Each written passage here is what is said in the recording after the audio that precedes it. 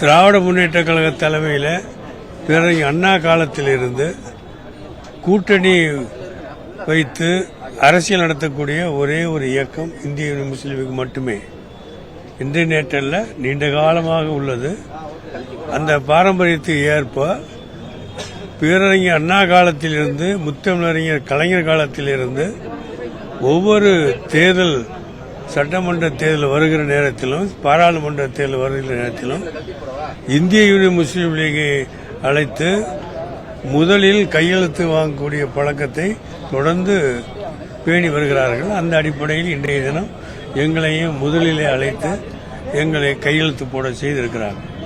நாங்கள் தமிழ்நாட்டை பொறுத்தவரையில் இப்பொழுது என்றுமில்லாத அளவுக்கு இந்திய யூனியன் முஸ்லீம் லீகின் சார்பில் 16க்கும் மேற்பட்ட தொகுதிகளை வாங்கி நிற்க வேண்டும் என்ற ஆசை முஸ்லீம் லீக் நண்பர்களிடத்திலே பரவியாக இருக்கிறது. அந்த வாய்ப்பெல்லாம் இப்பொழுது கிடையாது. அதனால்தான் 5 தொகுதியை கேட்டோம், அல்லது 4 தொகுதியை கொடுக்கலாம் என்று கேட்டோம்.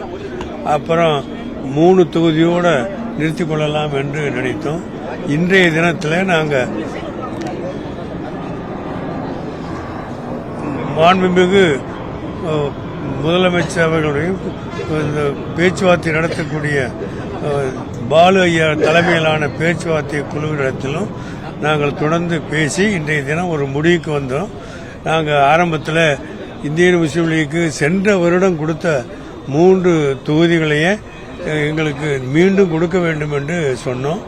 ஆனால் அந்த அடிப்படையில் 11 கட்சிகள் இப்பொழுது கூட்டணியில் இடம்பெற்ற காரணத்தினால எல்லா கட்சியிலிருந்து ஒரு தொகுதியை வாங்கித்தான் நாங்கள் எல்லாத்துக்கும் பகிர்ந்து கொடுக்கணும் என்கிற அடிப்படையில் 3 தொகுதியை இயலாமல் என்று சொல்லிவிட்டு 2 தொகுதிகளை நீங்கள் பெற்றுக்கொள்ளுங்கள் என்று சொன்னாங்க. அது அடிப்படையில் பேசினோம். அது முந்தா நாள் பேசிவிட்டு போனோம். இன்றைய தினம் அதே 2 தொகுதிக்கு எங்களை உடம்பட செஞ்சாங்க. நாங்கள் ஏற்றுக்கொண்டு வந்திருக்கிறோம். 2 தொகுதியை கொடுக்குற அதே நேரத்தில் நாங்கள் தமிழ்நாட்டில் உள்ள முஸ்லீம் சமுதாயம் என்பது மிக பரவலான ஒரு விஷயம்.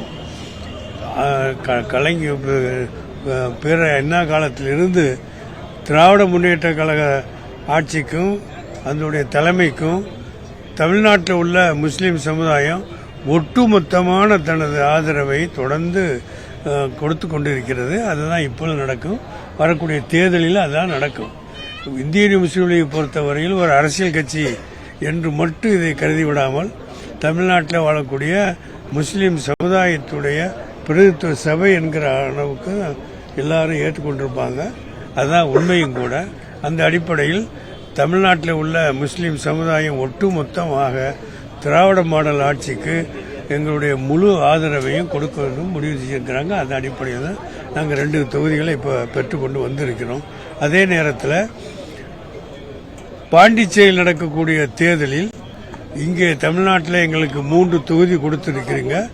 அந்த 3 தொகுதியில் ஒன்றை நாங்கள் தியானம் பண்ணியாச்சு.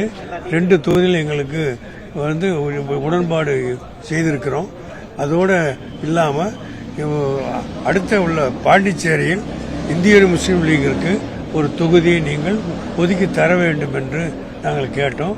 அதை கூடிய வரைவில் நாங்கள் எல்லாம் முயற்சி பண்ணி உங்களுக்கு சாதகமான பதிலை தருகிறோம் என்று எங்களுக்கு உறுதி அளித்திருக்கிறார்.